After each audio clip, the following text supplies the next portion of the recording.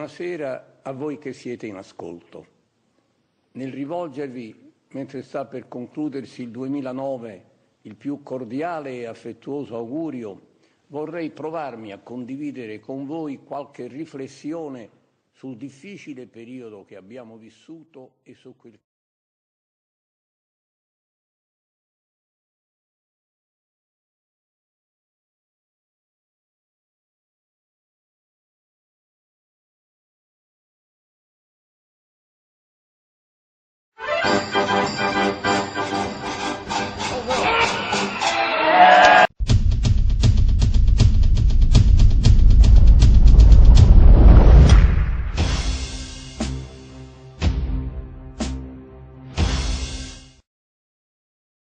Capodanno sui tetti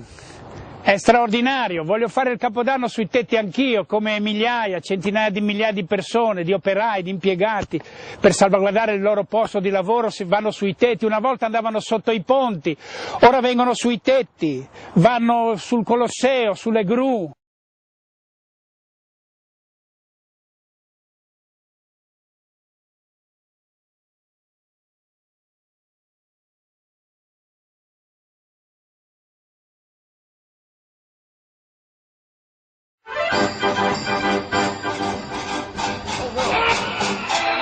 Letizia, hai fatto i botti di fine anno, nel senso che dicendo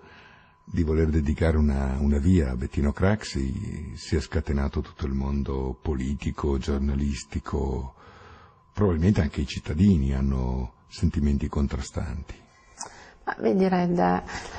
siamo a 10 anni dalla scomparsa di Bettino Craxi e quindi a me sembrava giusto in questa ricorrenza ripensare la figura di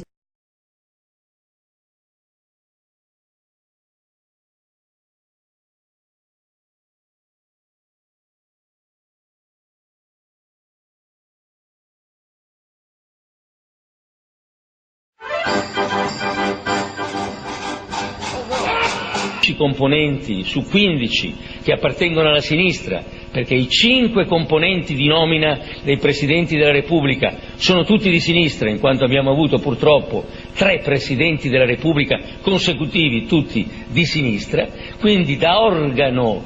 di garanzia la Corte Costituzionale si è trasformata in un organo politico e abroga le leggi fatte dal Parlamento. Quindi la sovranità oggi in Italia, non credo di dire una cosa eccessiva, è passata dal Parlamento al partito dei giudici. Berlusconi poi ricorda la sua vicenda giudiziaria e aggiunge: la sinistra allo sbando non riesce ad avere ragione del centrodestra attraverso la politica e allora cerca la vittoria attraverso i processi. Una situazione transitoria, conclude il Presidente del Consiglio. Abbiamo una maggioranza coesa e forte e un Premier super. Poi dopo esiste naturalmente una sinistra forte dell'80% della stampa italiana che mi ha attaccato su tutti i fronti, inventandosi delle calunnie incredibili che tuttavia mi hanno rafforzato, perché coloro che credevano in me oggi sono ancora più convinti di quello che stiamo facendo e soprattutto si dicono: mamma mia, ma dove troviamo uno che è forte e duro con le palle come il signor